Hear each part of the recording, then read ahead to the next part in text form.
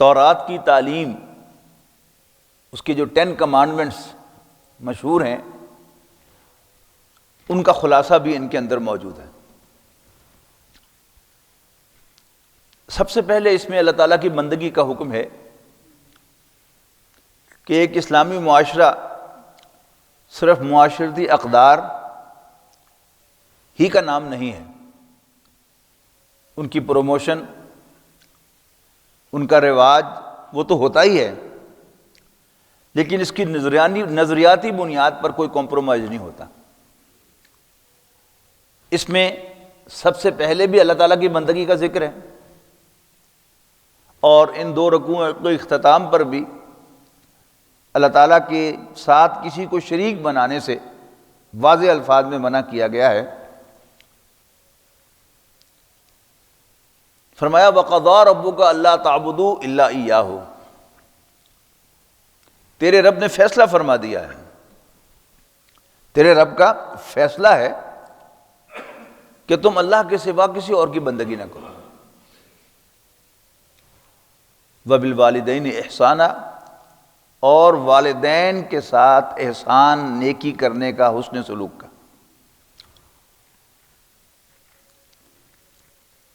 یہ دونوں جو ہیں ان کا آپس میں تو تعلق خالق و مخلوق کا ہے، مالک اور غلام کا ہے۔ اللہ تعالیٰ مالک ہے، خالق ہے، اور والدین اللہ کی مخلوق ہیں اور اس کے بندے ہیں۔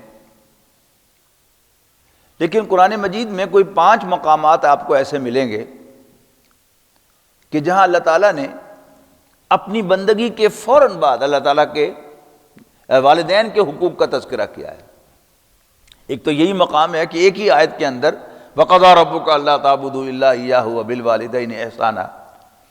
تیرے رب نے فیصلہ فرمایا ہے کہ تم عبادت نہ کرو، بندگی نہ کرو مگر اسی کی، یعنی اللہ کے سوا کسی اور کی بندگی نہ کرو، اور والدین کے ساتھ حسن سلوک کا۔ سورہ لقمان کے دوسرے رکوع میں حضرت لقمان کا تذکرہ فرمایا کہ ہم نے اس کو حکمت عطا فرمائی کہ شکر کر اپنے رب کا، اور جو کوئی بھی شکر ادا کرتا ہے وہ اپنے ہی بھلے کو کرتا ہے، اور جو ناشکری کرتا ہے اسے جان لینا چاہیے کہ اللہ تعالیٰ کو کسی کی ضرورت نہیں ہے، اور وہ خود تعریف کیا گیا ہے۔ اس کے بعد حضرت لقمان کی ایک نصیحت کا تذکرہ ہے کہ یا بنی لا تشرک باللہ، بیٹا اللہ کے ساتھ کسی کو شریک نہ بنانا، اس لیے کہ